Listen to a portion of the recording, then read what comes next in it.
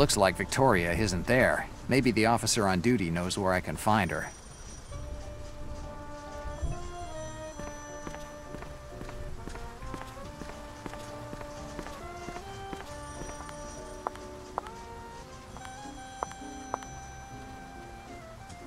The service officer's post.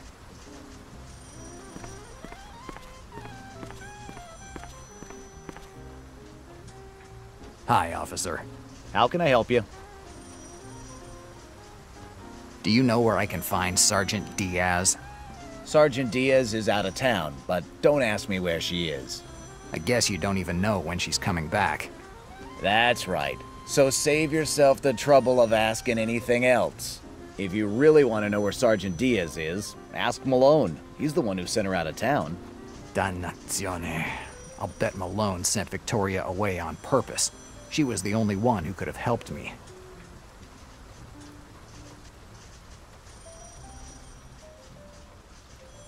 I'd like to talk to Malone again. Listen, I'm fed up with you. If you want to go talk to the lieutenant, go on your own. You know the way.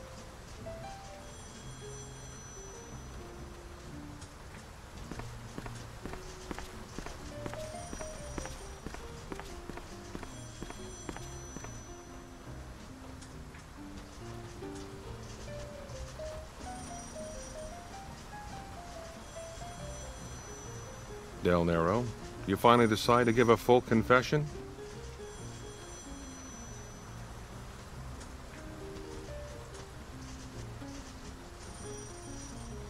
I was looking for Sergeant Diaz. Sergeant Diaz isn't here. I thought it'd be better to assign her to a case outside the city. Afraid that she could help me, Malone? In the situation you're in, Del Nero, not even the President of the United States could help you.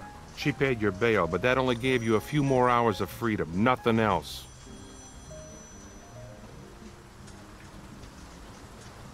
I've received a visit tonight. A guy who claimed to be a police officer searched my apartment. Don't make up stuff. I didn't order any search. I never said he was a police officer. I just said that he claimed to be one. The owner of my apartment believed him, and the guy had a nice private viewing of my personal things. I don't understand why you're telling me this, Del Nero. You aren't dumb enough to think that a story like this would turn my suspicions elsewhere, are you?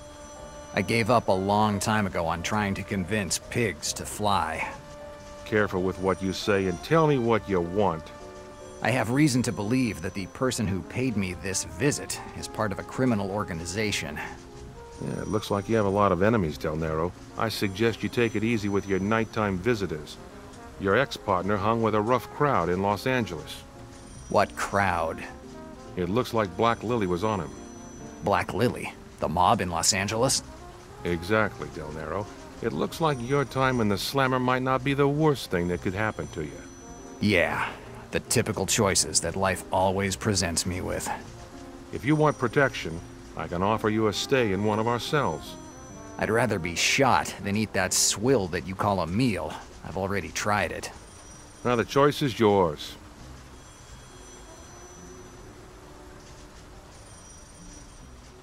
I have some questions about Sean. Why should I answer your questions? You haven't thought of investigating for yourself, have you? Hey, we aren't in a crime novel. If I find out you're conducting your personal investigations, I'll toss you in a cell for hindering the investigation. If I do nothing, I'll end up behind bars accused of homicide. If I do my own investigation, I'll end up behind bars for hindering yours. Your threats are all starting to sound the same. Have you ever noticed that? Provoke all you like, Del Nero. I've seen people like you hundreds of times. You play strong and you hide behind your sarcasm, but you give in sooner or later.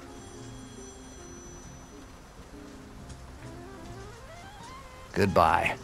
See you soon, Del Nero.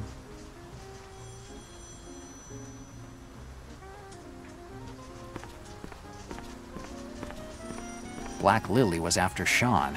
It's not as bad as you might think. At least I have a lead to follow now. I need to find some information on this organization.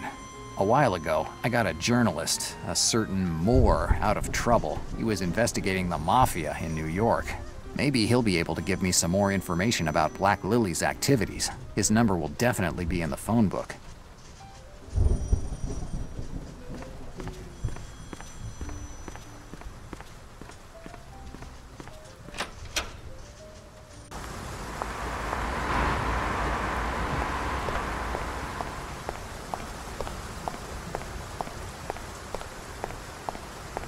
Stealing a police car will definitely not improve my situation.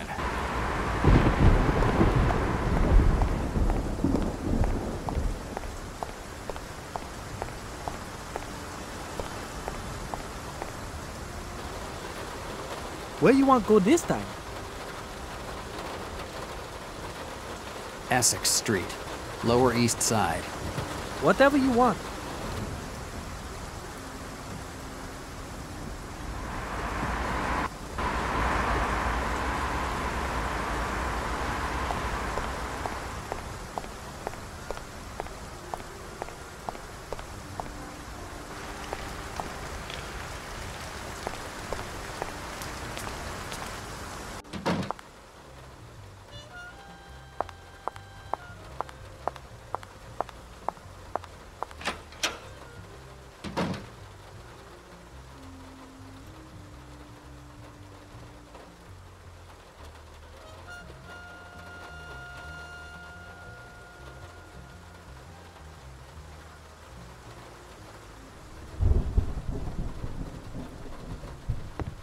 The only useful thing on this shelf is the New York phone book.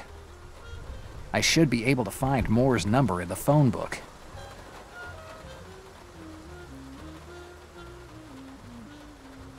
Let's see if I can find Moore's telephone number in the phone book. Moore. I just remember the last name, but he had a pretty unusual first name. I'll remember it if I see it written.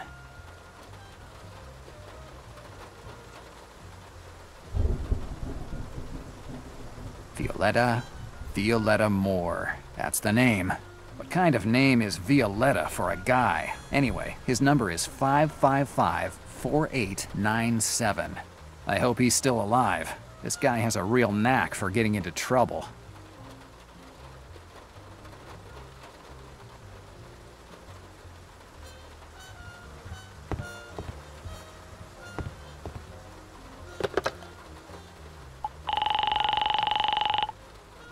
New York operator here. How can I help you?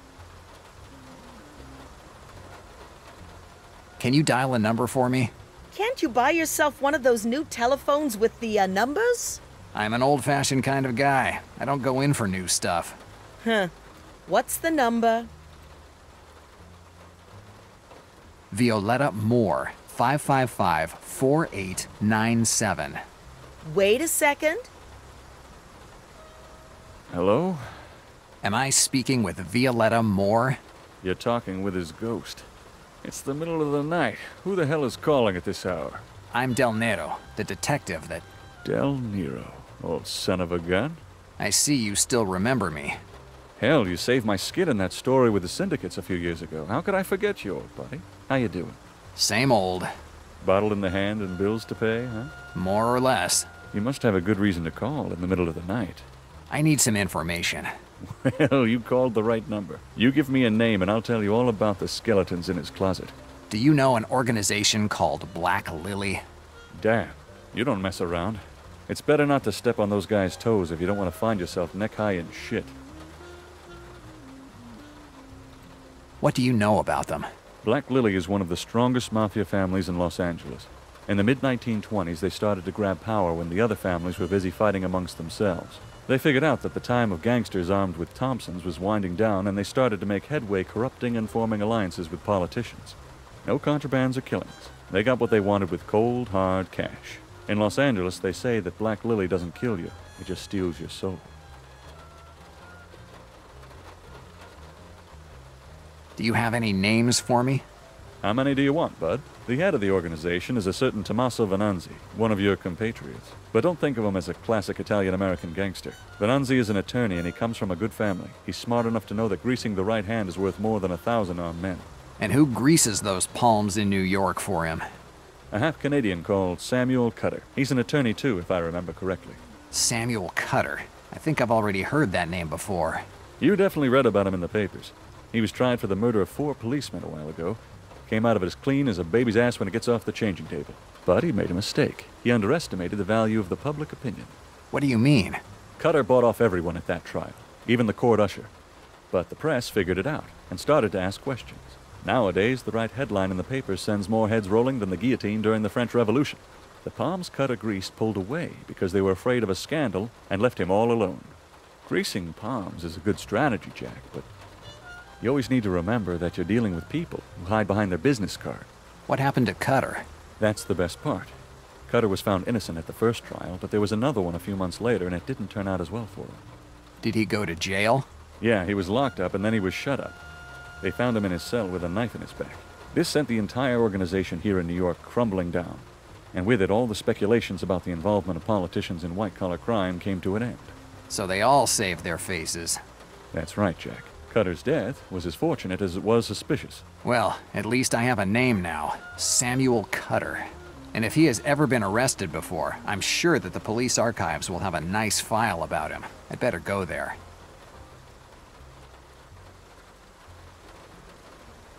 Do you know anything about a guy called the Turk? No, pal, this name doesn't tell me anything. But it doesn't sound like someone you should get too chummy with. Definitely not.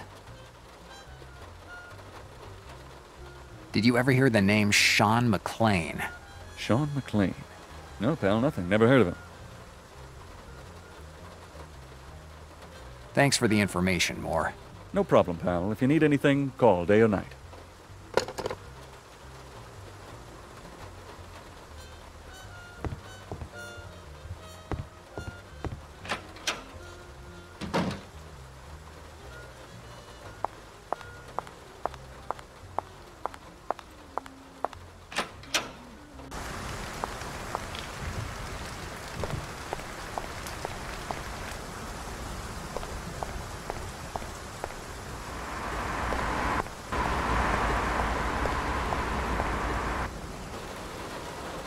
Let me guess. We have to go somewhere. The police department, Hoboken. Whatever you want.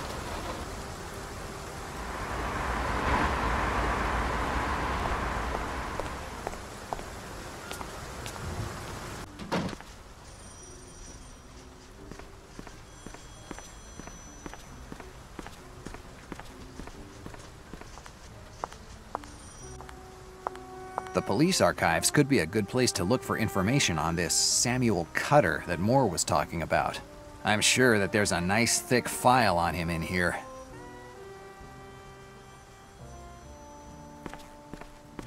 A card reader. It's the first time I've seen one.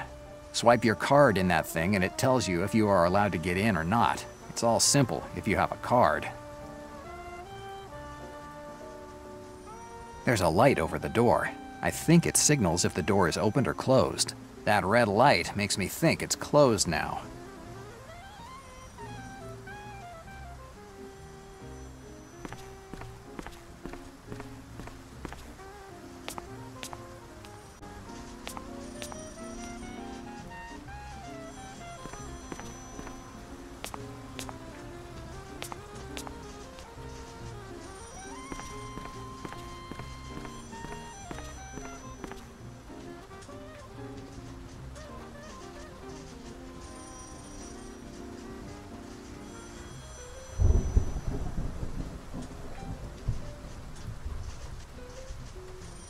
These are my lockpicking tools.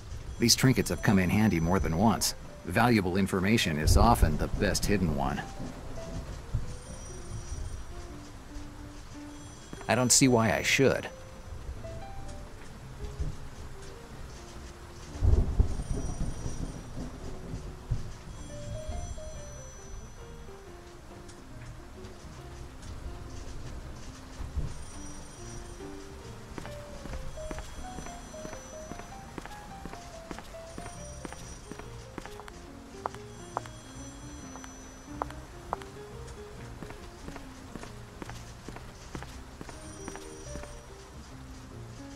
Hi, officer.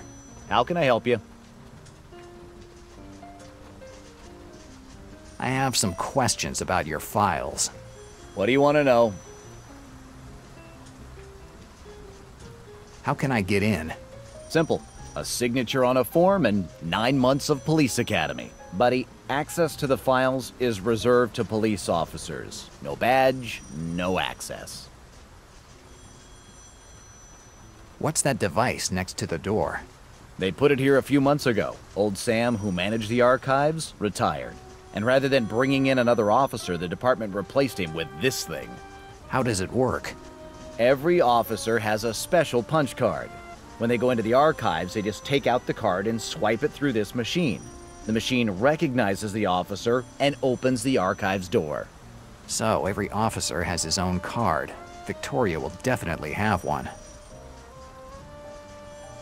I don't have anything else to ask you. Better.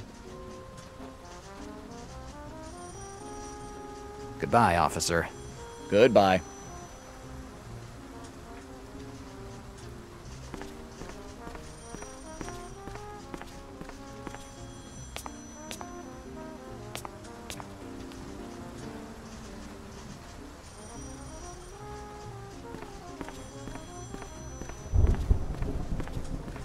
Well, I don't see any other option.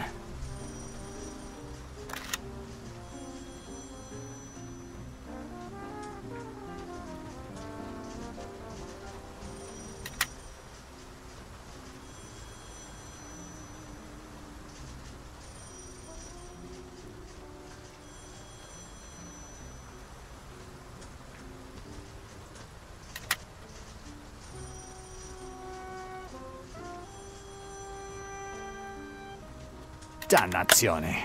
The lock just reset. I have to start over.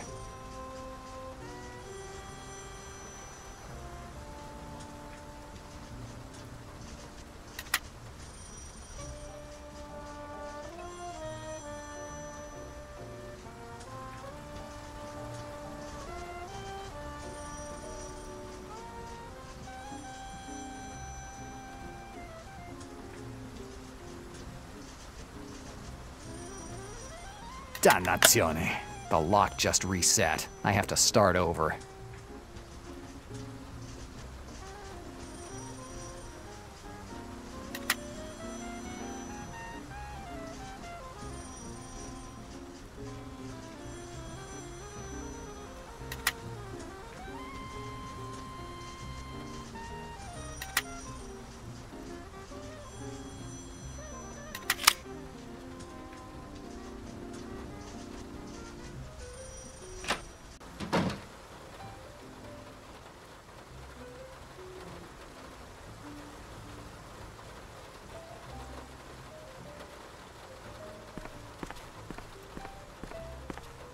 The desk drawers, a great place to keep the access cards for the archives.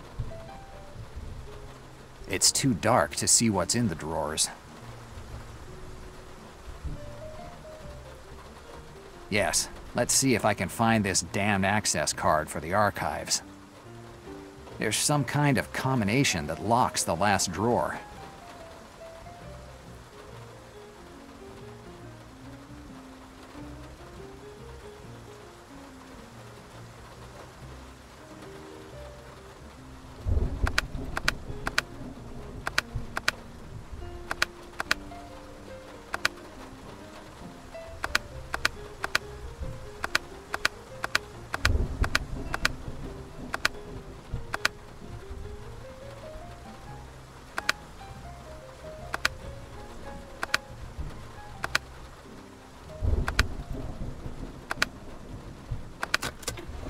The combination was the Mexican flag, Victoria and her sentimentality.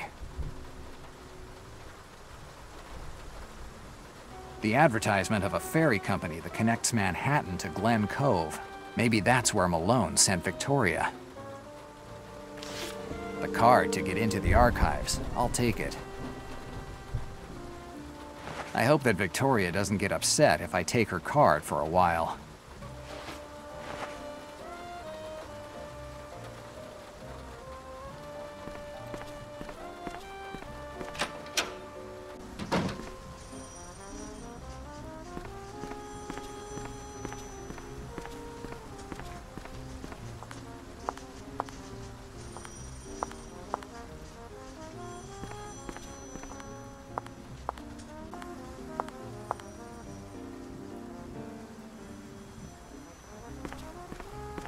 As they say, open sesame.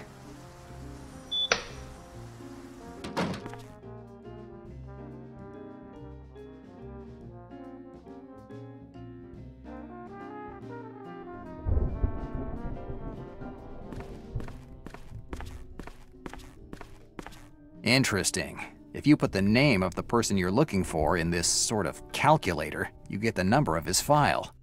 I wonder what old Sam would think if he knew he'd been replaced by this gadget.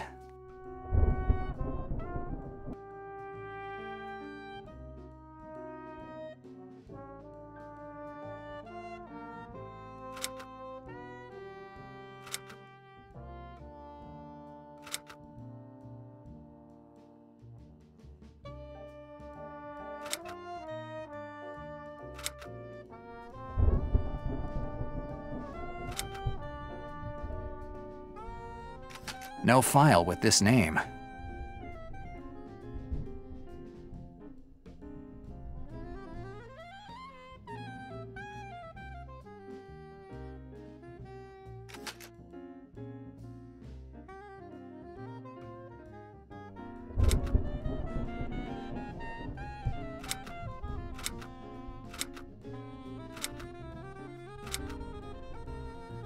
Samuel Cutter's file is 6120057.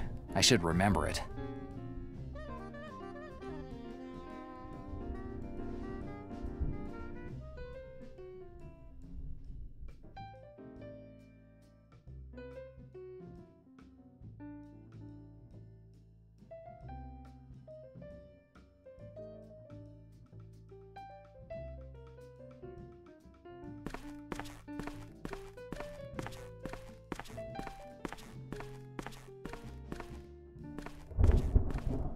Folder 6120057.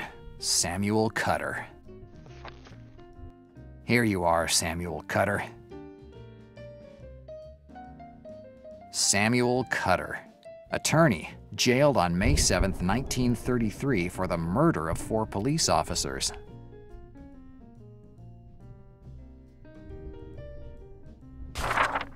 It's a summary of the trial where Cutter was accused of murdering 4 police officers. The verdict was unanimous, innocent, due to lack of evidence. In this city, your innocence is proportionate to how good your lawyers are. Cutter's lawyers must have been the best on the block.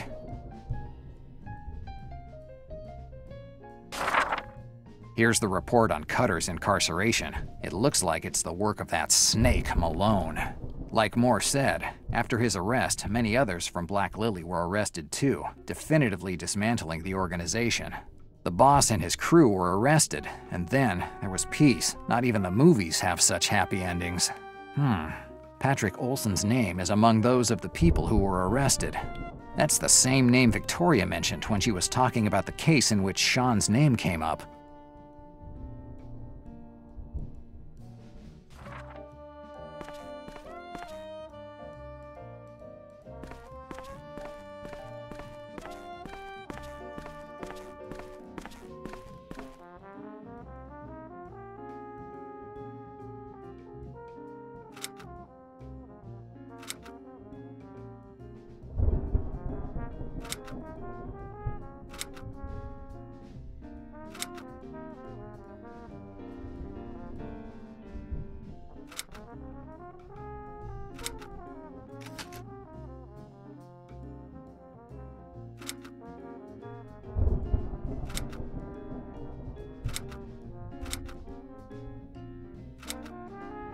Patrick Olson's file is 6088090.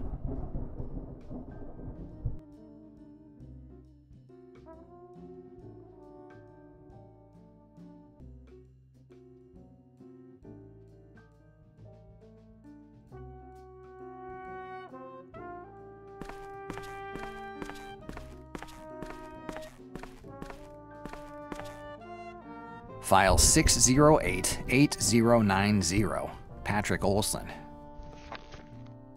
Let's see what I can find in this file. Patrick Olson, a gardener. This man's profile doesn't really seem to be that of a criminal. It looks more like that of an ideal neighbor.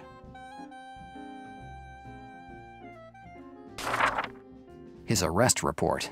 He was with his family when they arrested him for the bombing of Rick's Cafe on the night of November 5th, 1933. A regular gardener without any record who blows up a cafe on 81st Street. Kind of odd. The report is just a bunch of pointless bureaucratic stuff. There are no details about the bombing.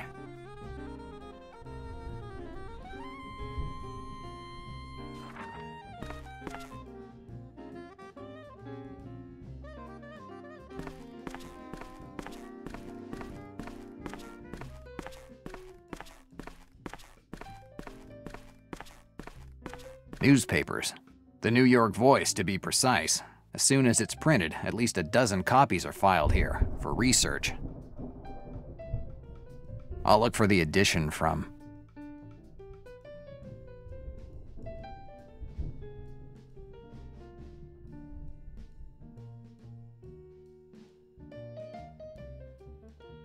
It's the date of the bombing of Rick's Cafe that Patrick Olson was blamed for. There must be more information about it in the paper.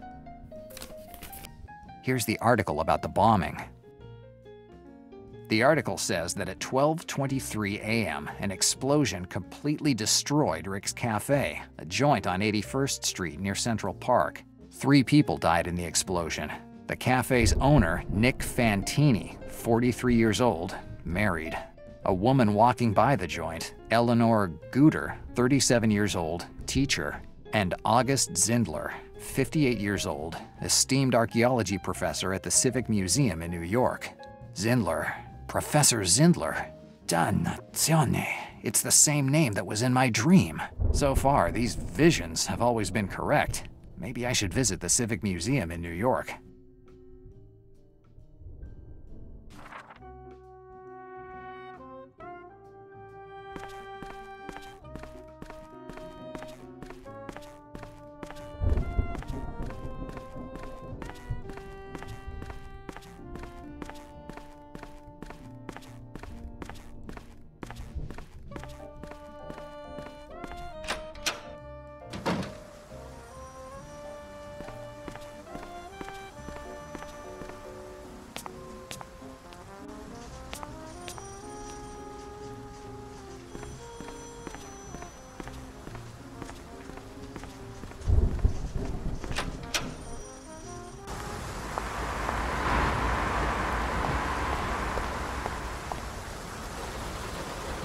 Where you want to go this time?